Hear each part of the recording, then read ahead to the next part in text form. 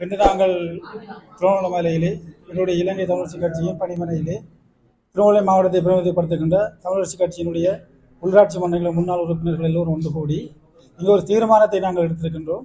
எதிர்வரும் ஜனாதிபதி தேர்தலிலே நாங்கள் எங்களுடைய தமிழ் பொது வேட்பாளரான அரியநேந்திரன் அண்ணனுக்கு சங்கு சின்னத்துக்கு வாக்களிக்க வேண்டும் என்ற ஒரு ஏகபத்திய தீர்மானத்தை எடுத்திருக்கின்றோம். அதே நேரத்தில் எங்களுடைய வெறிகள் பிரதேசத்தினுடைய முன்னாள் தவிசாளர் என்ற அந்த அடிப்படையிலே எங்களுடைய வெறிகள் பிரதேசத்தினுடைய மக்களுடைய நிலைப்பாடும் அவ்வாறு தான் இருக்கின்றது.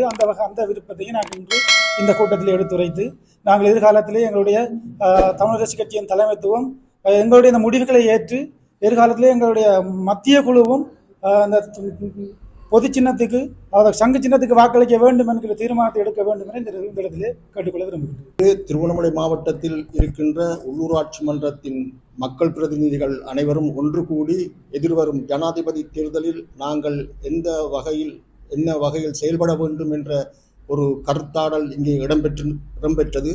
அந்த கருத்தாடலின் முடிவில் அனைத்து உள்ளூராட்சி மன்ற உறுப்பினர்களின் ஏகோபித்த விருப்பமாகவும் அந்தந்த கிராம மக்களின் விருப்பமாகவும் இருப்பது சங்கு சின்னத்துக்கு வாக்களிக்க வேண்டும் என்ற ஒரு விருப்பம் அனைத்து கிராமங்களிலும் அனைத்து மக்கள் பிரதிநிதிகள் எண்ணத்திலும் இருக்கின்ற அந்த கருத்தாடல் இங்கே ஓங்கி ஒழிக்கப்பட்டது.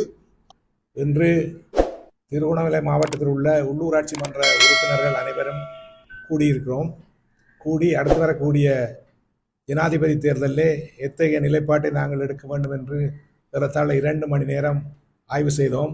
அந்த ஆய்விலே அனைத்து உறுப்பினர்களும் தமிழருடைய பலத்தை தமிழ் தேசியத்தை எடுத்து காட்டுவதற்காக சங்குக்கே வாக்களிக்கணும் என்ற முடிவுக்கு வந்திருக்கின்றோம்.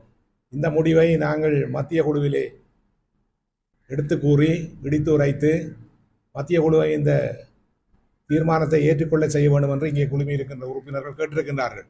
அந்த கடமையை நாங்கள் செவ்வனவே செய்வோம்.